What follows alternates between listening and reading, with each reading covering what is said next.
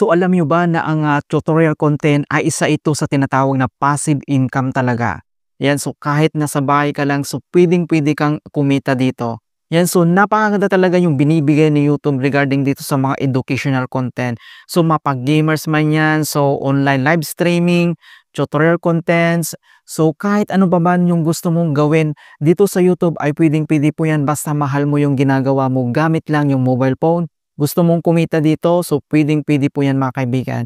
Ayan, so gusto ko lang mag-inspire din mga kaibigan dahil isa din ako sa content creator na nasa bahay lang pero kumikita din ng magandang income dito. Ayan. So tignan nyo naman guys ang binibigay na revenue sa tutorial contents. So makita nyo dito sa aking contents guys na malilit naman yung aking mga views dito. Ayan, so tignan nyo lang. So 12 views, 38 views, 49 views, 13 talaga. Malit lang yung aking views pero tignan mo naman dito sa binibigay na update talaga ni YouTube. Talaga naman maganda po siya talaga. Ayan, so dito sa update ng October natin talagang nakaka-receive ka dito ng $24.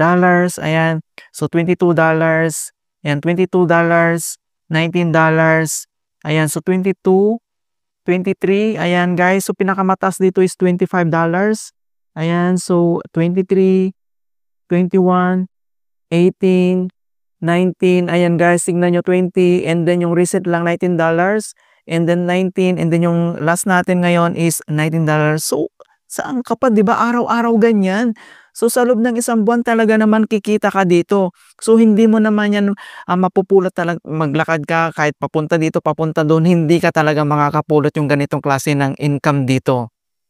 So, kumbaga tinalo mo pa dito yung mga nagtatrabaho talaga sa mall. Ayan, so nandito ka lang sa bahay, kumikita ka na talaga dito. Ayan, pero mahal mo dapat yung ginagawa mo para mas nai-enjoy mo talaga yung paggawa ng content dito. Ayan, so kung ikaw ay walang ginagawa, mobile phone ka naman dyan, pwede mong gamitin ang mobile phone para kumita ka.